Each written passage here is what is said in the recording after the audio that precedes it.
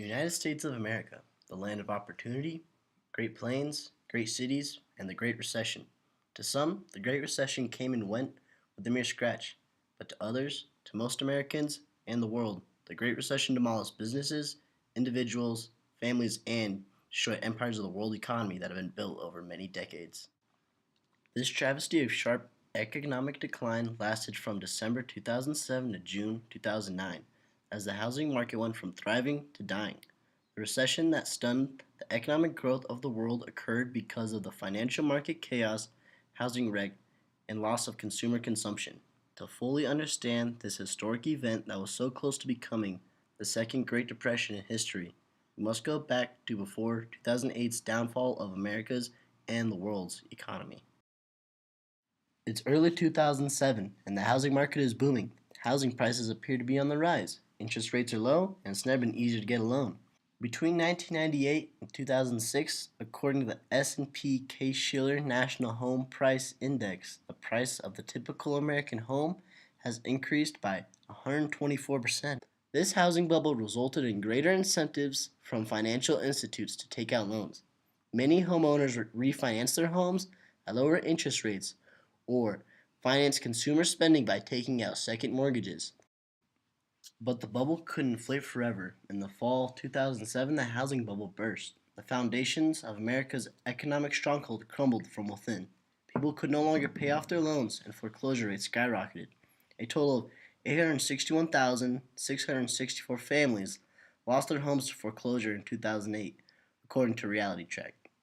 There were more than 3.1 million foreclosure filings issued during 2008, which means that 1 in every 54 households received a notice.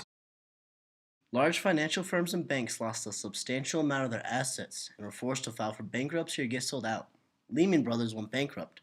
Merrill Lynch, AIG, Freddie Mac, Fannie Mae, HBOS, Royal Bank of Scotland, Bradford and Bingley, Freudis, Hypo, and Alliance, and Leicester all came within a hair of doing the same and had to be rescued. The stock market plunged a record 777 points. People were no longer able to withdraw money from the banks. Unemployment rates steeply increased in 2008 and 2009. The U.S. labor market lost 8.4 million jobs. The U.S. Census Bureau announced that the U.S. poverty rate reached 13.2% in 2008. Goldman Sachs, an American multinational finance company that engages in global investment, took an incredibly strong hit. We interviewed Thomas Stolper, former chief currency economist, who could not be interviewed on camera, but gave us a statement about how Goldman Sachs was affected by the recession. He said GS was under great pressure when the financial market intermediation collapsed after the Lehman default.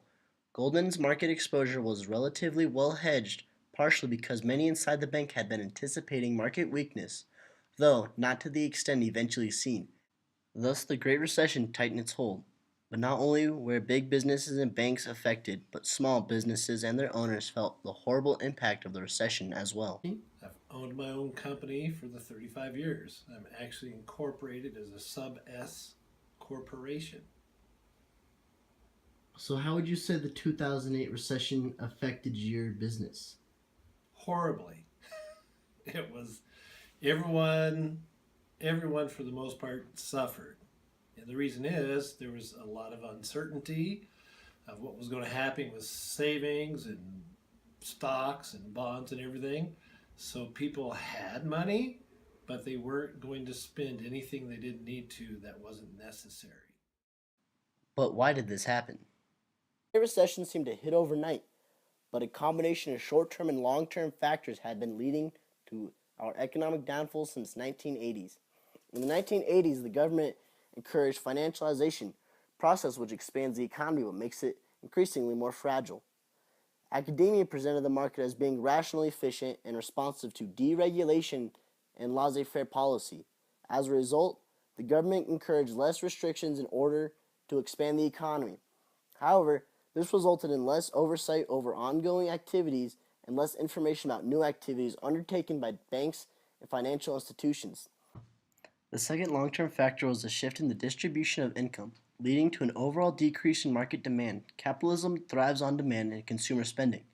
Consumer spending is highly dependent upon the amount of disposable income that households have. Low-income households must spend a larger percentage of their income on goods and services to meet their basic needs than high-income houses.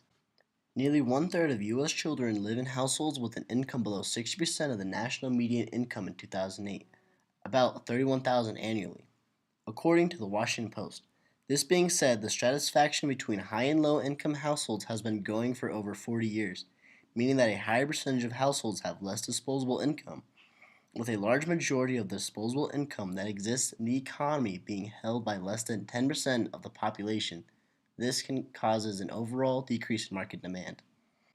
From these two factors stems a third problem, the increase in private sector debt. With the increase in income inequality, low income families had an increasing need to borrow money.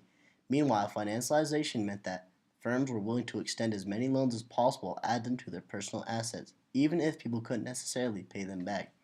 But this cycle could not go on permanently. Either consumers could no longer afford to buy anything, or that a default on their loans, both which led to the economy into a disaster. When all these factors combined for long enough, they resulted in the Great Recession of 2008. One would like to believe that a crisis like this could never happen again. Would it be possible to avoid another economic disaster? Thomas Stolfer finished her interview with this statement. Every crisis is different. The one you just had cannot be repeated as the whole system learned a lesson and adjusted. The next crisis will therefore be different. Human greed and ingenuity to bypass rules and regulation for profit purposes makes it impossible to avoid a crisis. The questions are where and when, not if.